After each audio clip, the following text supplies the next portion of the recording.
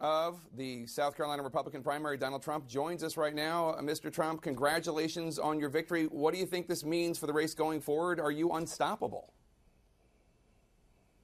Well, certainly you can be stopped. I mean, I'm dealing with very talented people. They're politicians, they're senators, and I guess, do we have any governors left? I don't know. Let's see. I don't think so. But we have a lot of talented people, and we'll see what happens. But certainly nobody's unstoppable. Your campaign manager, Corey Lewandowski, said that you have not gotten the credit you deserve from the party for leading the race. Why do you think that is? Do you think some Republicans still don't take you seriously? Well, I'm an outsider, and, which I'm proud to be. But don't forget, I was a member of the establishment totally. I was a big campaign contributor. I gave lots of money to everybody. I mean, I'd give money to everybody, and I was a very big donor to the Republicans. I used to be a donor to everybody, frankly, because as a businessman, that was a good thing to do. But, the day I decided to run, which was June 16th, I became an outsider. And all of the establishment sort of said, well, wait a minute, what happened to him? He's not supposed to be doing that. That's not in the cards. And I don't want money. I'm self-funding my campaign, so I don't need donor money and lobbyist money and special interest money. And that bothers them because the special interests want to control their candidates, and I can't be controlled. I'm going to do what's good for the people and for what's good for the country. I mean, this is a great opportunity. The drug companies control the drug industry. I mean, it's ridiculous. And the military companies, everybody controls everything. I'm going to do what's right. I'm going to be fair to everybody, but I'm going to do what's right. And that's why we have the big deficits we have. That's why we make the bad trade deals, because all of these politicians are controlled by lobbyists and donors, etc. Last week, Senator Rubio said he didn't think a brokered convention would necessarily be a bad thing. Are you concerned at all that party leaders might try to block your nomination at the convention? I don't think we're going to have a convention, a brokered convention. I think it's unlikely. I think I'm doing better than that. And so far, I'm really on my way. I thought I actually won Iowa, if you look at it really closely. But even if I didn't, I just got one delegate less because I came in a very, very close second. So I have a second and I have two firsts. And New Hampshire was a blowout, and this one was a blowout. And, I don't see where there's a convention. And I think most of the smart people are saying there's not going to be a convention. Interestingly, the ones that say there's going to be a convention, usually they're the pundits that have been wrong forever. The ones that have been wrong about me. Not you, because you've been right about me, and I appreciate it. Senator Cruz says that you attack him every day because he's the only one who can beat you. Is that right? No, it's not right, but he's very talented, and certainly he could beat me, and so could Marco, and so could the others that are running. I mean, crazy things happen in the world of politics. Governor Jeb Bush dropped out last night. He was once the front runner, once expected to win the nomination. Many would point to you as the primary reason his campaign sputtered. Do you think by labeling him low energy and targeting him so quickly, do you think that's what did him in? I just don't know what did him in. I can tell you I like him. He's a good person. He's a good man. But, he really hit me with a lot of commercials. He was spending $25 million on commercials on me. And I said, wow, that's another commercial. That one's really bad and not true, although some was true. I mean, I will tell some was true, but a lot of it wasn't true. And I said, wow, that's a big commercial. And then it just kept going on and on and on. And I said, who's doing that? And it was Jeb. And then there'd be a new one, and it was Jeb. And then a new one, and it was Jeb.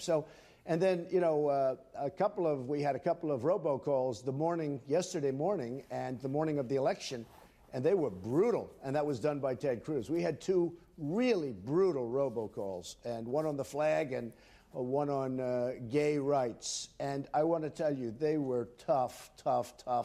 So, this is a tough business. I'll tell you, I think real estate in Manhattan is a lot easier. You also took on Jeb's brother, President George W. Bush, in South Carolina, a state that he won in 2000. And then you won it handily, even though you took on George W. Bush. Do you see Jeb's loss and your victory in South Carolina as a vote on the entire Bush legacy in a way? I hope not, because it shouldn't be. It wasn't meant to be. Jeb fought very hard. It wasn't his time. That's all. He's a very capable person. It just wasn't his time. And, I know the family. My son knows his son, and my son Eric knows Jeb's son, and he says he's an incredible young man. And, it was really just not his time. It was really, 4 years ago, I think he would have won. Although it would have been, with Mitt and him, it would have been a good contest. But this was not really his time. There's a lot of concern, as you know, among Republican Party leaders in Washington about can you win a general election. Let's talk about demographics for a second. If the next Republican nominee wins the same share of the white vote that Mitt Romney did in 2012, that was 59%, that nominee would need to win 30% of the non-white vote. Now, with all due respect, sir, a lot of Republican leaders in D.C. struggle to envision you accomplishing this, especially given the fact that there are white supremacist groups and individuals like that who support you, some of whom you've even retweeted. Well, that I know nothing about. I mean, I don't know about retweeting. I mean, you retweet somebody who turns out to be a white supremacist. I know nothing about these groups that are supporting me. I will tell you this. As a candidate, I will bring over many, many Dems. We're going to bring over a lot of Democrats. We're going to bring over a lot of independents. Nobody else will. In all fairness, the other candidates, they will never bring over independents. They will never bring, we're talking about the Reagan Democrats. We're going to bring over tremendous numbers. We're going to bring over youth. Bernie's not going to make it, in my opinion, and I never thought he would. Hillary won't make it. Frankly, if she gets indicted, that's the only way she's going to be stopped. And I think it's going to be between Hillary and myself. They say that it'll be the largest voter turnout in the history of United States elections. And I want to tell you, that's a great compliment to the country because we have such a low voter turnout compared to a lot of other countries. So I think it'll be the greatest voter turnout in history. I mean, the story is, if it's, Hillary against me, that's going to be a tremendous turnout. I'm going to win. I'm going to win places like Michigan that the Republicans can't even think of. They always talk about the 6 states, right, with Ohio and Pennsylvania and, et cetera, et cetera. I won't go through the numbers, but I will win places like Michigan that people don't even talk about. I will have a chance of winning New York. If I win New York, the election's over, okay, from an electoral college standpoint. I have a chance of winning New York. I'll win states that aren't in play. I'll win states that the Republicans don't even think of. And one of them that comes to mind is Michigan, and another one is New York. Upstate New York, I'm like the most popular person that's ever lived virtually upstate New York. They're great friends of mine, and we will do very well in New York. I don't know, maybe win it, maybe not, but we're going to come awfully close to winning it, and I think I have a great chance. The other thing is African-American voters. I think I'm going to get a tremendous amount. And you're seeing the stories where African-American leaders are saying, my people really like Trump. Because I'm going to bring jobs back from China and Mexico and Japan and Vietnam and India and all these places that are taking our jobs. I'm going to bring jobs back. And a recent poll came out where I had 25% African American, and the Republicans usually get about 4 or 5%.